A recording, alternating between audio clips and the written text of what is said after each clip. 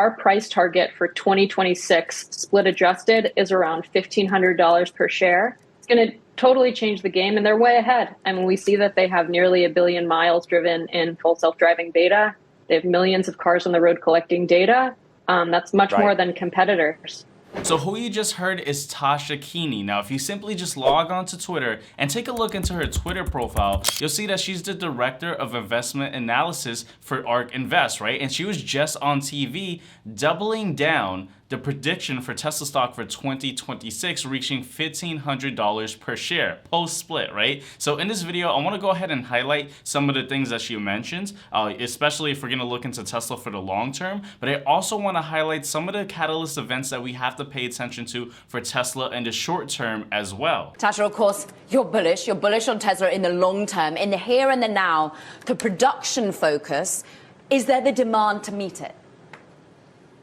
Well, you're absolutely right. You know, our focus is over the 5-year forecast. You know, Tesla's our top position in our IRKQ ETF. But so in terms of, you know, this production goal, you know, they did mention, I think if you go back to 2020, they're still on track over, you know, a number of years to meet their 50% compound annual growth rate. I think that the fears of, you know, margin and demand troubles are pretty overblown. You know, our research, we've used Wright's law to forecast Tesla's gross margins over time. And basically, for every cumulative doubling in production, you get a corresponding reduction in price. We also know that they're unveiling a new vehicle platform, which is should be roughly half the cost of the Model 3 and Y. I think that could be a custom-built autonomous vehicle. That's going to help margins. It's going to give a huge bump to margins in the long term because I think autonomous platforms could have really attractive margin structures and recurring revenue associated with them. And then, you know, the last thing I'll add is like the main story here is that EVs are growing, right? So EVs as a category grew 60% year over year, while gas-powered cars were down like 7%. So that's where Tesla is. I'd be worried about traditional autos, if anything. Now, Tasha mentions that we should be concerned or worried about, you know, the traditional automakers or the legacy automakers. And I 100% agree with her, right? Because if we look at this recent article from Toyota, it says, but Toyota is not yet plotting a full transition to EVs. It plans to mostly stick to its hybrid roots made famous by the Prius while exploring other options including hydrogen fuel cell vehicles because the right answer is still unclear. We shouldn't limit ourselves just to one option, says Toyota. Now this right here should just be a big red flag, a big flag that tells you how concerned that you should be for, you know, traditional automakers or legacy automakers here, right? And the reason I say that is because it's already been proven that EVs are twice more efficient than hydrogen fuel cell vehicles. So if they go ahead and go into that route, well, guess what? They're actually shooting themselves in the foot, right? But let's just ignore the science for a second. Let's just kind of go in la la land and just believe that maybe hydrogen fuel cell vehicles could be equivalent to EVs. Let's just kind of, you know, make that idea. Let's just believe it for 1 second, right? Well, if they go ahead and transition into that, you know, section, well, guess what? It's going to still put them behind and just manufacturing and going into the production, getting that infrastructure set up. So they're still going to be behind Tesla. Are you worried in any way about the impact of Elon Musk himself on demand for Teslas going forward? Is in any way that being shown up in the demand erosion? Yeah, Elon Musk has always been a pretty controversial figure. You know, I'd say at a minimum, what do we have to go by? It's really Tesla's results. You know, again, so Tesla alone in the fourth quarter, we know grew sales by 40% year over year, while in that same quarter, global auto sales were down roughly 8%. So that's what we have to go off of. You know, he's a cult figure. I think he's really the person to drive the company towards reaching that full self-driving goal, where you can actually launch an autonomous ride-hail platform. You know, so we're happy that he's committed to Tesla and sticking on for that. So finally, someone who's focusing on Tesla and not just focusing on Elon Musk. I think it's easy to get caught up in, you know, what Elon Musk is doing. Everyone is like, oh, he's being too political. He's offending this person. He's hurting this person. And yes, in the Push and Profit program, I talk about how, you know, selling pressure and buying pressure could severely influence the market price of a stock. But at the end of the day, you have to pay attention to the fundamentals of the company because that's going to be more important because obviously fundamentals that are good are going to drive investors into the company, and that's gonna put in buying pressure to put the stock up, right? Because people selling in the short term, yeah, it could influence the stock going down, but long term, the longevity of the company really matters based on the fundamentals of the company. Of course, you have to look into the macroeconomic climate, maybe look into the current monetary policies, the laws, everything going on, yes, but what's most important is what the company is doing and is there still growth. Tash, I want to bring some more information, I suppose, to our audience about what you were talking about. In the shareholder deck, Tesla's talking about its next generation vehicle platform under development, additional details to be shared at the Investor Day, March the 1st, 2023. I think that's what you were saying about you suspect that is some form of fully autonomous vehicle for the future. I want to bring it back to the here and now again, because a lot of what Tesla hinted at was the problems of 2024 were largely China related. It basically talked about the production issues largely being centered on the Shanghai plant. You look at margins where they came in, you look around the narrative on ASPs, average selling price. We went to our audience, okay, and we said, did those price cuts in North America, Europe, China push you to consider buying a Tesla? These are the results, pretty clear, although I would point out they changed over the course of the day, with a good number of ballots cast, I suppose. Yes, Tesla's global price cuts have tempted at least our audience to buy. Now, this poll tells you everything you need to know, right? Notice how 63% of people responded yes, that they're more likely to buy a Tesla after the price cuts, right? That's a big number, but I think the more important number to focus on is that only 7% of people said no, gas only. Such a small amount, and we know that it's going to, decrease as the popularity of EVs are just increasing year over year. And who dominates the EV market? I mean, you guys tell me, who dominates the EV market? Affordability. Is Tesla too expensive right now for a consumer? I think so. First of all, and I'm glad you showed that chart. One of the things that we learned is that since the price cuts, lead times have actually extended a bit. So we do know, we're already getting sort of initial indications of demand here. We also know that the price cuts made more vehicles eligible for tax credits. Of course, we don't actually model tax credits in our analysis. We think EVs are the solution longer term compared to gas-powered cars, regardless of regulation. Now, this was extremely surprising to myself and may surprise a lot of people out there as well, because a lot of people believe that the success of Tesla is due to, the EV tax credits, the subsidies. This is what's pushing Tesla. But ARK, they're bullish on Tesla hitting this target of 1,500 by 2026 without even factoring in, EV tax credits. That's just a bonus if that happens. So they're just so optimistic of just long term of EV cars being more popular and Tesla, just really taking advantage of that popularity as they already have the infrastructure to really, take over that market. So that's just honestly surprising to myself and, may surprise you as well. I think really that's the picture here, that electric vehicles are taking share. Tesla's the market leader. They just invested in additional capacity. They're at a single-digit low percentage points of total auto sales. So I think there's still, Tesla is, and EVs, again, still single-digit percentage of total auto sales as well. So I think, that there's room to grow in both of those. We've got a lot of questions on Twitter for you from our audience as well. Most of them are related to Tesla's energy business. What did we learn about the energy business going forward? Will it be more of a star? Yeah, so they did highlight the energy business recently, and again with that factory expansion, they talked how they've seen some good growth in that business. Overall, like our model is mostly focused on vehicles. We think that they should, while Tesla Energy does offer a really interesting proposition to consumers, and actually we've done some work to show that energy storage combined with Bitcoin mining can offer a great proposition to even make more use of renewable sources. But, that aside, what should you focus on for Tesla?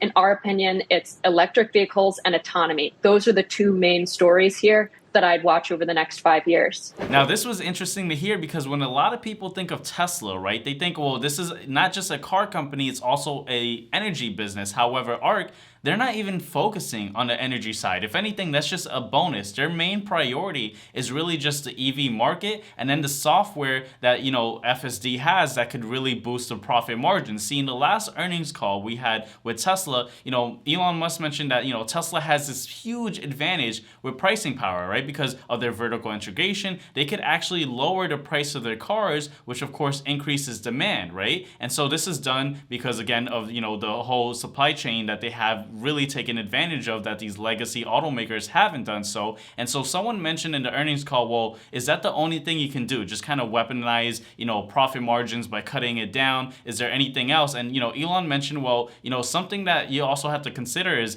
FSD is available to almost all the Tesla cars. So even if we slash down the pricing power, we use the pricing power to slash down the profit margins, right? Well, yeah, we're slimming our profit margins to increase demand, but we could still, bring our profit margins significantly high up because of the software of FSD, which is just growing at an exponential rate, and no other car company is even close to that. So this was actually pretty interesting to hear that ARK isn't even focused on the energy sector. They're just so bullish on the EV market and FSD that, what this could do for Tesla. But again, I think longer term, the story is electric vehicles are here to stay. And I'd be really worried if I was Ford or the other traditional auto manufacturers where the majority of their install base and the vehicles that they sell are gas-powered cars, which we see declining. That's not going away. Right. And by the way, they don't have a great autonomous solution either. They killed that project. So I think that's where the concern should be focused here, on the traditional auto market. Tasha, the other question from our audience for you is, what does Elon Musk have to say on March the 1st at the Investor Day to convince us of that future that goes beyond Tesla just being a car company? Well, like I said, I'm excited to hear more about the autonomous vehicle. They had said that they would mass produce a purpose-built autonomous car in 2024. We think that this could totally change Tesla's business model. Our price target for 2026 split adjusted is around $1,500 per share. I think over 60% of Tesla's enterprise value, could be attributable to that autonomous ride-hail platform. I think it'll have attractive software-like margins. It'll become a recurring revenue stream as opposed to, one-off vehicle sales that we see today. It's going to totally change the game, and they're way ahead. We see that they have nearly 1 billion miles driven in full self-driving beta. They have millions of cars on the road collecting data. That's much more than competitors. So ARK is still bullish on Tesla in the long term. However, as I mentioned earlier in this video, I want to highlight some things that we have to pay attention to, especially for Tesla stock going into the short term. So I want to go ahead and just talk about a few things here. So yesterday night in the Push and Profit private group, I mentioned how right now is the time where I'm going to be a little bit more defensive and look more into, fading the rally, right? So I want to cover a few things. So right here, we're looking at Tesla on a weekly time frame, and we see that Tesla is actually getting rejected by this area of resistance. In fact, if we just go on a 5-minute chart, we can see that Tesla is actually, so far today doing bad, right? It's obviously coming down. Now, the reason why I mentioned why I'm going to be a little bit more defensive going forward now is because a few things, right? Now, obviously, to have access to the Push and Profit program, you need to check out the links in the description below and sign up. However, I'm going to show you a little kind of preview of some of the things I mentioned yesterday, right? I'm not going to show you everything I mentioned, but if you want to see this part right here, this is the most important part. So, this week we have a major amount of companies releasing their earnings. We had the mega caps, we have Amazon, Apple, Alphabet, which is Google, we have, Meta, we have AMD, we have ExxonMobil, so definitely a big week. Now, this is something I've been, pretty much telling the Push and Profit private group for a while, especially since, 31% of the companies in the S&P 500 released their earnings between January 30th through February 3rd. So definitely a major week. Now, let me go ahead and highlight some of the things we have to pay attention to so far going into this earnings season. So far, companies have been somewhat beating earnings, which may look good and optimistic. However, we have to look into things a little bit further, right? So one of the things I want to mention is that analysts have already, revised their estimates to be lower, right? So this is what has led to a lot of companies either come close to beating earnings or beating their earnings. However, historically, earnings for Q4 are lower than what they've been before. So this is a big concern because even with the revisions going down, we're still, as of now, still like losing historically to Q4 earnings, right? And that's not even mentioning the companies that we have going forward, all the big companies happening this week, right? Now, also another thing we have to pay attention to is going to be, and I wish I could just zoom into this a little bit better, but I'll just talk about it. So one of the things we have to mention is that the FOMC rate decision happens February 1st, so just a few days from now, right? And this is really big because obviously if the Federal Reserve, decides to hike by 50 basis points, well, that could be more negative to the market. A lot of people are anticipating that they're going to pivot, that they're either going to do 25 basis points or they're going to pause. So if they continue at 25 basis points, we could easily see the markets kind of get shooken out and see the markets come down a little bit further, which is why in the Push and Profit private group, I mentioned, hey, if you're up on your profits, you may want to start either moving your stop limits up. This way, if the stock goes down, you obviously lock in profits, or you just want to either trim the profits off, right? This is something I already mentioned in the Push and Profit private group. Again, if you want to have access to that group, check out the first link in the description of this video. We actually have a coupon code that expires in 2 days, 50% off. So you have access to my daily briefings. You have access to everything that I mentioned every single day with stocks I'm looking to trade. But right here, we see that Tesla is actually, getting rejected. So we're going to have to pay attention to the next couple of days to the main catalysts, one being how are these mega cap companies going to do? Are their earnings going to, also suffer, or are they going to beat earnings? If we see earnings get beat, well, guess what? We could possibly see the overall market, Tesla included, break upwards, or if things look bad, obviously we could see things kind of get rejected and see a little bit more of a correction and see things heading more towards a downtrend, right? So that's something we have to be, just aware of, right? And also, how's the Fed going to react? Now, you have to understand that the Federal Reserve is not on your side when it comes to the stock market, right? They don't care about the stock market going up or down. Their main concern is, obviously the economy, price stability, and also the job market. And although their goal is to, maximize employment, they're actually kind of having to fight their own goal by softening the labor market. This way inflation could cool down, but the labor market's so robust that they're actually having to be more aggressive. So something that is a major concern right now, especially with the Federal Reserve. So just something that I wanted to mention for you guys to definitely be aware of, especially if you guys are not in the Push and Profit private group, because you guys wouldn't know the things that I mentioned on a daily basis.